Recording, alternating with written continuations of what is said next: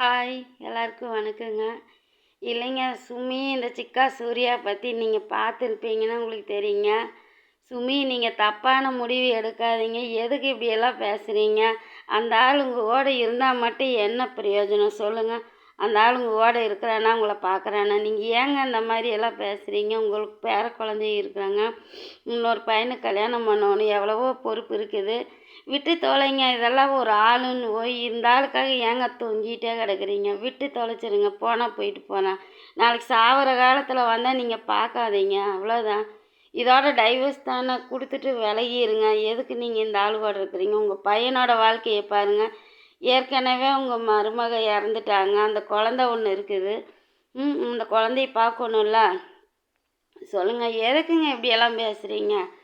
எனக்கே அந்த ஆள் சேனலெல்லாம் நான் எல்லாம் பார்க்குறதே இல்லைங்க, நிறுத்திட்டேங்க. நீங்கள் ஏங்க அவங்கள போய் பிடிச்சி தொங்கிட்டு இருக்கிறீங்க? தூக்கி குப்பையில் வர்ற மாதிரி போட்டுட்டு உங்கள் வேலையை பாருங்கள். உங்களுக்கு திறமை இருக்குதுல்ல. அப்படி உங்கள் பையன் உங்கள் வீட்டில் இருக்கக்கூடாதுன்னு உங்களை சொன்னால் கூட நீங்கள் ஏங்க அந்த வீட்டில் இருக்கிறீங்க? உங்கள் அப்பா உங்களுக்கு பணம் கொடுக்குறேன்னு சொன்னாங்களே, அதை வாங்கி உங்களுக்கு அளவாக ஒரு வீடு ஒத்திக்காவது வாங்கி போய் வாடகை இல்லாமல் யூடியூப் வருமானத்தை வச்சு நிம்மதியாக வாழலாம்ல. இன்னொரு பையன் உங்கள் கூட இருக்கிறா, பையனை வச்சுக்கலாம். பேரனை கொண்டாந்து விட்டா பேரனை பார்த்துக்கிட்டு நிம்மதியாக வாழலாம்ல. எதுக்கு போய் இந்த ஆளை பிடிச்சி தொங்கிட்டு இருக்கிறீங்க? விட்டு தொலைங்க. எத்தனை நாளைக்கு இருப்பாங்க ரெண்டு பேரும் ஒத்துமையாக? இருந்தால் இருந்துட்டு போகட்டுமே. நாளைக்கு முடியாதப்ப அவள் துரத்தி விடும்போது வந்தால் நீங்களும் வீட்டுக்குள்ளே சேர்த்துக்காதீங்க. தெருவில் தூக்கி போடுங்க. அந்த ஆளை தூக்கி போட்டுட்டு நீங்கள் வாட்டுக்கு உங்கள் வேலை என்னமோ அதை பாருங்கள். சாகிறது என்னத்துக்குங்க முடியும்? நீங்கள் போலீஸ் ஸ்டேஷனுக்கு போங்க. போலீஸ் ஸ்டேஷனுக்கு போய் என்னோடய சேனலை எல்லாம் வச்சு மிரட்டுறாங்க. எனக்குன்னு இருக்கிற வாழ்வாதாரம் அதுதான். அதையுமே என்னை வீடியோ போடுறது கூடாமல் அவங்க கையில் வச்சுக்கிட்டு என்னை மிரட்டுறாங்க. நீங்கள் போய் கம்ப்ளைண்ட் கொடுங்க. என்னை மன உளைச்சல் ஆக்குறாங்க. என் பையனுக்கு நான் தாங்க எல்லாமே பார்க்கணும். இந்த ஆள் வேற ஒரு பொம்பளை தேடி போயிட்டான். எனக்கு இருக்கிற வாழ்வாதாரத்தையும் முடக்கிறான். என்னை வீட்டில் இருக்க விடாமல் பண்ணுறான். நீங்கள் போய் கம்ப்ளைண்ட் கொடுங்க. இந்த ரெண்டுக்கு மேலே கம்ப்ளைண்ட் கொடுங்க.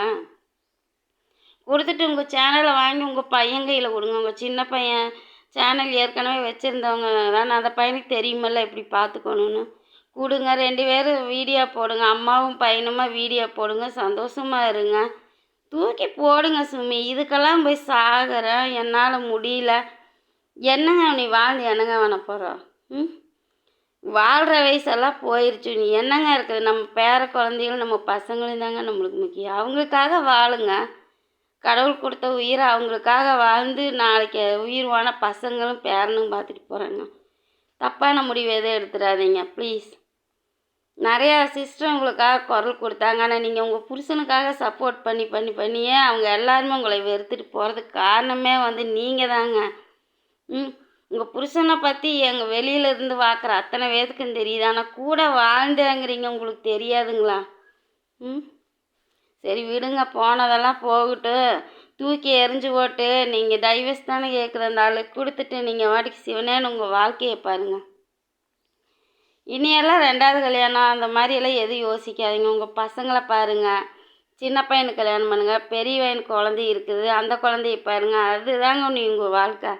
அதை பார்த்துட்டு சந்தோஷமாக இருங்க. ஓகேங்க சுமி, தப்பான முடிவு எதுவும் பண்ணாதீங்க. சந்தோஷமாக வாழ்கிற வழியை பாருங்கள்.